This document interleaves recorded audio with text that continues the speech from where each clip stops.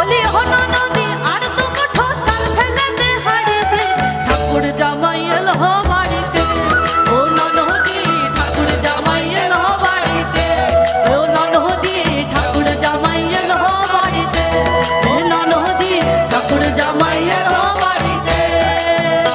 বলি হলো নদী, বলি হলো নদী আর দু মুঠো চাল ফেলে দে হাড়িতে, ঠাকুর জামাই। কি বলে রে?